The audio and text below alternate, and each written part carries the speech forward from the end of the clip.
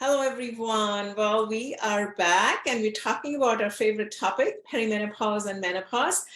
Today's topic, we are talking with menopause coach from Australia, Anna, but we will be focusing mainly on the exercise part, but she is an integrative menopause coach who's joining me live right now. Thank you so much. Thank you so much for having me. It's great to be able to join you, and I love talking about exercise. All right, the floor is all yours. The things that I want us to cover is, what type of different exercises the women should focus on when they're going through the perimenopause. Should they change their routine? Should they add in a little bit of a resistance, Pilates or yoga, whatever? So yeah, fabulous. Well, yes, definitely. I think exercise changes. The things we do change depending on our various life stages. So once we're sort of hitting that 40, 50 years of age, when we're in perimenopause and menopause, we really need to start focusing on a variety of exercises, but strength work becomes really, really important because of our bone density and our muscle mass. So doing any kind of resistance, and that can be running if you enjoy running, it can be boxing, it can be Pilates with the weight, the body weight exercises. So anything that pushes and pulls on your bones and engages your muscles is going to be great for the bone density and the muscle mass. We want to throw in things like yoga for a bit of that sort of relaxation. It tends to be a really busy time in a woman's life.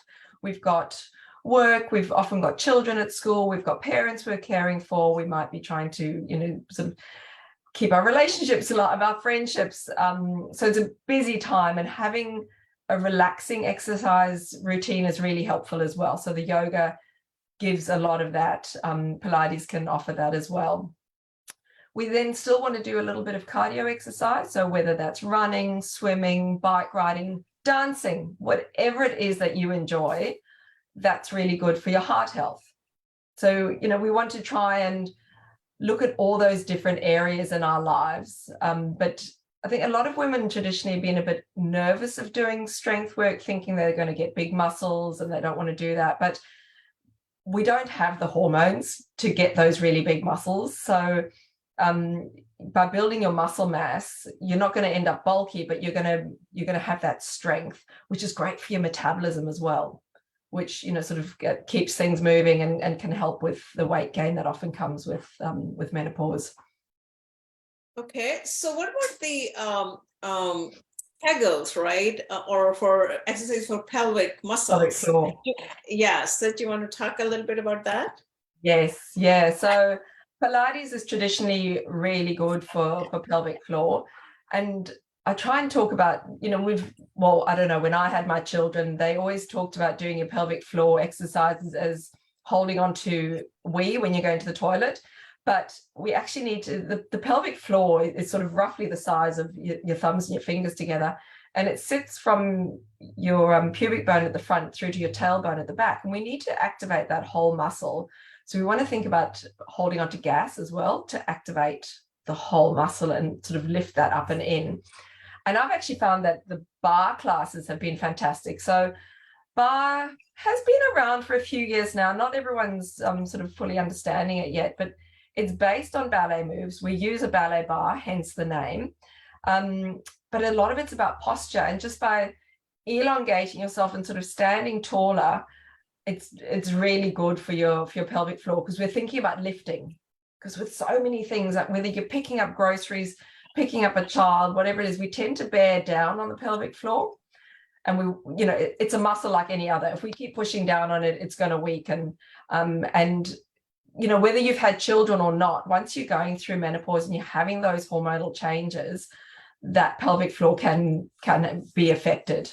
So it's not necessarily just through pregnancy that it gets weaker. So bar Pilates, really, really good for strengthening that pelvic floor, engaging.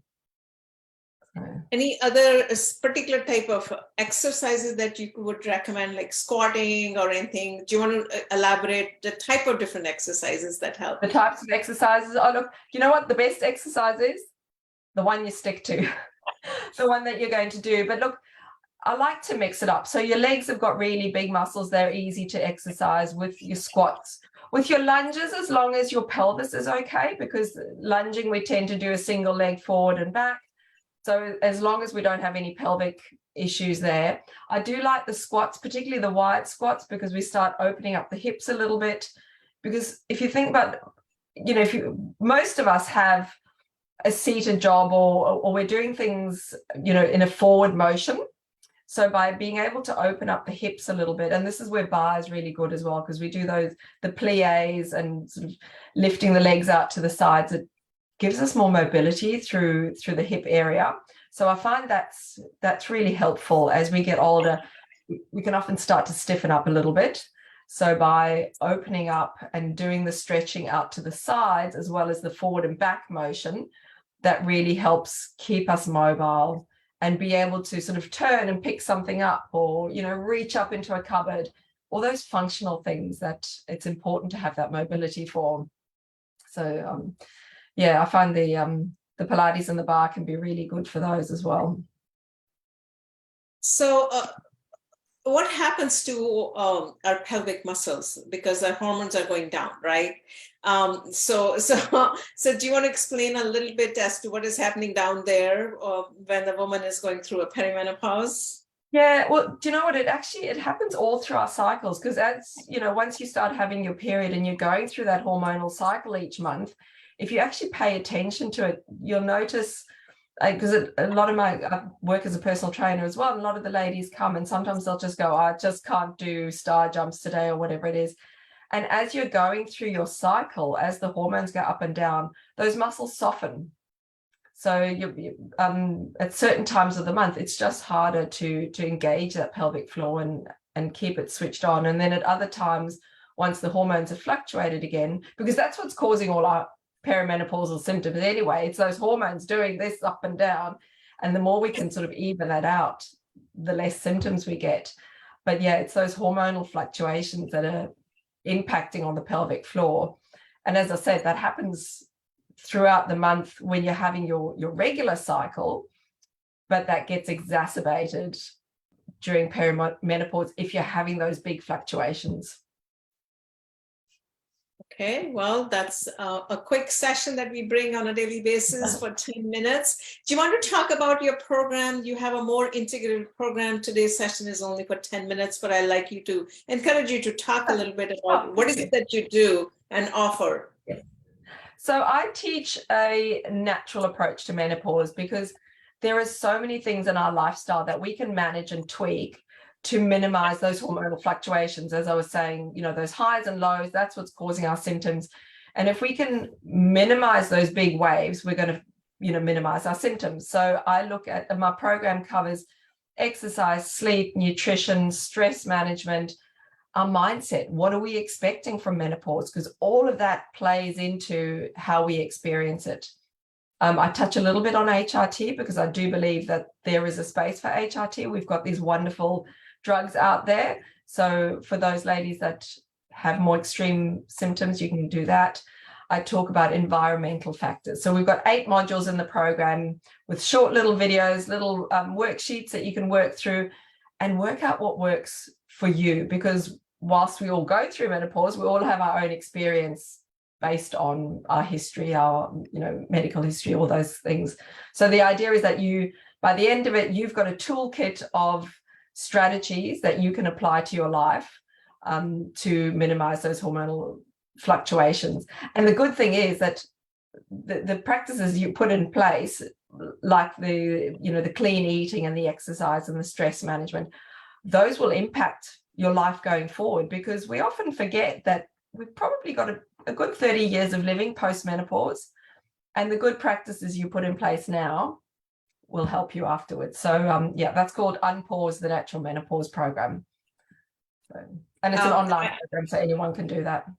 Yeah, no, that's great, because I think the awareness for women that they can use natural therapies during this phase has to be more advocated broadly to women around the world, because a lot of women around the world don't even know if they're going through perimenopause, right? Yeah. Yeah, at least, I mean, I'm culprit of that too. You know, I always used to get tired and I didn't know what the heck is happening. I look back now and I go, maybe that's why I was so angry for a while. I just remember getting these irrational rages, and I sort of said to my family, I need to go to another room right now because I'm just really cranky.